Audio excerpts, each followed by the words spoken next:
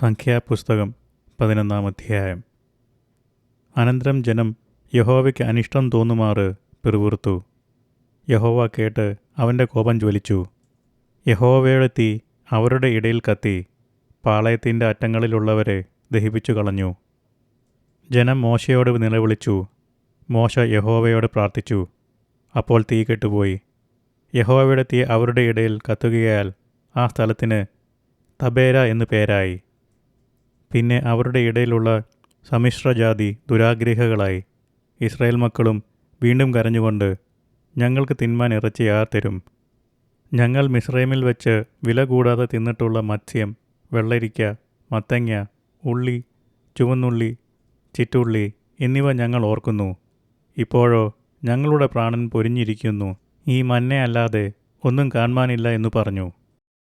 മന്നയോ കോതമ്പാലരി പോലെയും അതിൻ്റെ നിറം ഗുൽഗുലുവിൻ്റേതുപോലെയുമായിരുന്നു.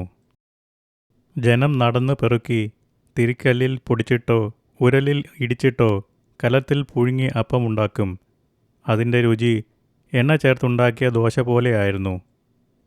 രാത്രി പാളയത്തിൽ മഞ്ഞ് പൊഴിയുമ്പോൾ മഞ്ഞയും പൊഴിയും. ജനം കുടുംബം കുടുംബമായി ഓരോരുത്തൻ താൻ്റെ കൂടാരവാതിക്കൽ വെച്ച് കരയുന്നത് മോശ കേട്ടു. യഹോവയുടെ കോപം ഏറ്റവും ജ്വലിച്ചു. മോശയ്ക്കും അനിഷ്ടമായി.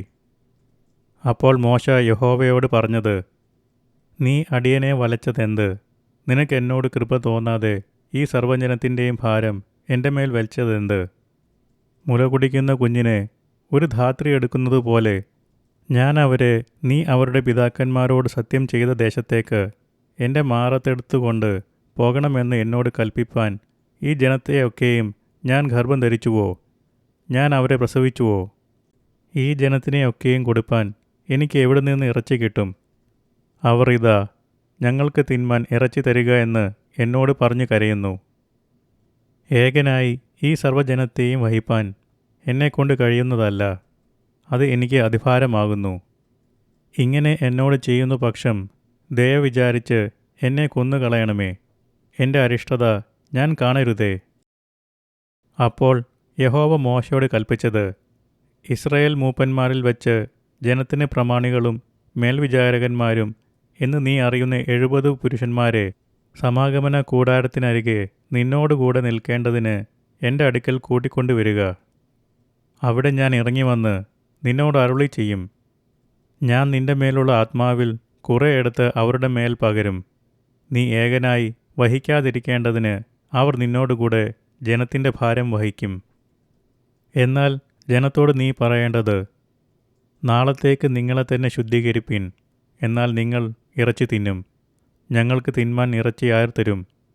മിസ്രൈമിൽ ഞങ്ങൾക്ക് നന്നായിരുന്നു എന്ന് നിങ്ങൾ പറഞ്ഞ് യഹോവയെ കേൾക്കെ കരഞ്ഞുവല്ലോ. ആകയാൽ യഹോവ നിങ്ങൾക്ക് ഇറച്ചി തരികയും നിങ്ങൾ തിന്നുകയും ചെയ്യും. 1 ദിവസമല്ല, 2 ദിവസമല്ല, 5 ദിവസമല്ല, 10 ദിവസമല്ല, 20 ദിവസമല്ല, 1 മാസം മുഴുവനും തന്നെ. അത് നിങ്ങളുടെ മൂക്കിൽ കൂടി പുറപ്പെട്ട് നിങ്ങൾക്ക് ഓക്കാനം വരുവോളം നിങ്ങൾ തിന്നും. നിങ്ങളുടെ ഇടയിലുള്ള യഹോവയെ നിങ്ങൾ നിരസിക്കുകയും ഞങ്ങൾ മിസ്രൈമിൽ നിന്ന് എന്തിനു പുറപ്പെട്ടു എന്ന് പറഞ്ഞ് അവൻ്റെ മുമ്പാകെ കരയുകയും ചെയ്തിരിക്കുന്നുവല്ലോ. അപ്പോൾ മോശ, എന്നോടുകൂടെയുള്ള ജനം 6 ലക്ഷം കാലാളുണ്ട്. 1 മാസം മുഴുവനും തിന്മാൻ ഞാൻ അവർക്ക് ഇറച്ചി കൊടുക്കുമെന്ന് നീ അരുളി ചെയ്യുന്നു. അവർക്ക് മതിയാകുവണ്ണം ആടുകളെയും മാടുകളെയും അവർക്ക് വേണ്ടി അറുക്കുമോ?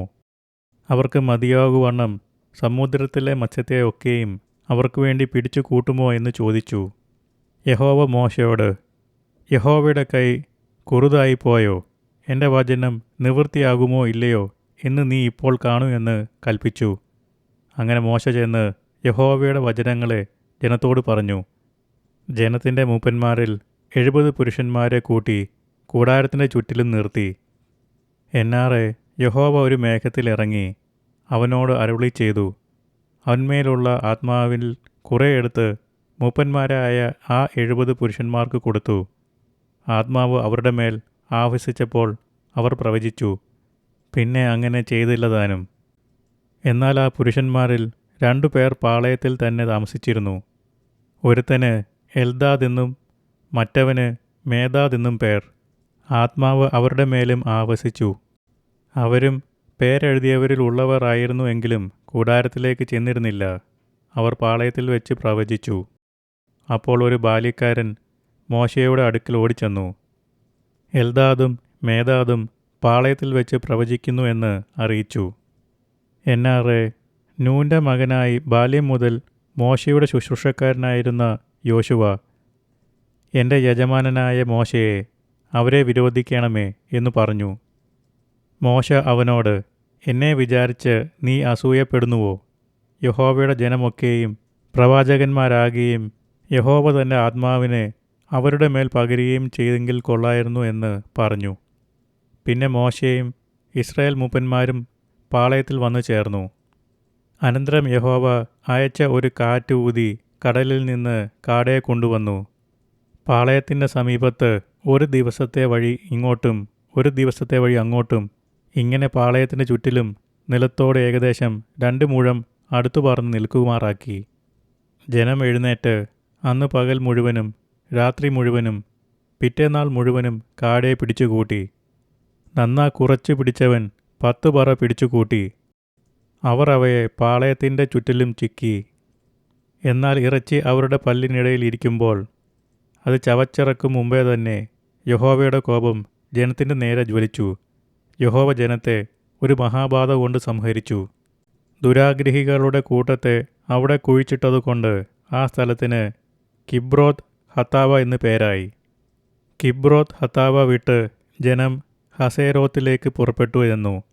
ഹസേരോത്തിൽ പാർത്തു.